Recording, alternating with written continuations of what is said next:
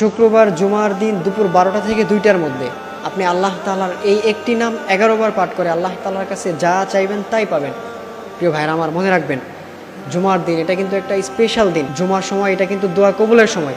আপনি যদি আল্লাহ তাআলার এই নামটি 11 বার পাঠ করে এরপর আপনি আল্লাহ তাআলার কাছে যা চাইবেন আল্লাহ তাআলা আপনাকে তাই দিবেন। টাইমটা অবশ্যই মনে রাখবেন, দুপুর 12টা থেকে 2টার মধ্যে আপনি হাতে গুনে গুনে আল্লাহ তাআলার এই নামটি 11 বার পাঠ করবেন। ইয়া হাইয়্যু ইয়া কাইয়্যুম বিরহমাতিকা আস্তাগীজ, ইয়া হাইয়্যু ইয়া কাইয়্যুম বিরহমাতিকা আস্তাগীজ। আপনি হাতে গুনে গুনে আল্লাহ তাআলার এই নামটি 11 বার পাঠ করবেন। এরপর আপনি আল্লাহ তাআলার কাছে যা চাইবেন তাই পাবেন ইনশাআল্লাহ।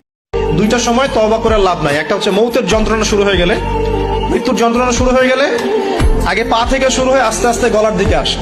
হাদিসে যেমনটা এসেছে, সূরা ওয়াকিয়ার মধ্যেও আছে যে পায়ের দিক থেকে যন্ত্রণা শুরু হয়ে আস্তে আস্তে আস্তে আস্তে এই গলার দিকে আসে এবং আত্মাটা গলার এখানে যখন চলে আসে, এখান থেকে মালাকুল মউত আত্মাটাকে নিয়ে চলে যায় এবং চোখ দিয়ে তাকিয়ে থাকে মানুষ।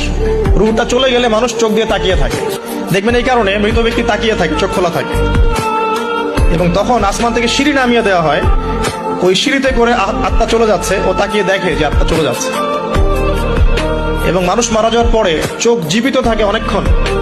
মেডিকেল সায়েন্স যারা পড়েছে তাদেরকে জিজ্ঞাসা করবে, মানুষ ডেড হয়ে গেলেও চোখ দেখবেন আরো কয়েক ঘন্টা হয়তো আরো নির্দিষ্ট একটা সময় পর্যন্ত চোখটা কিন্তু জীবিত থাকে। এই জন্য চোখ বন্ধ করে দিতে হয়।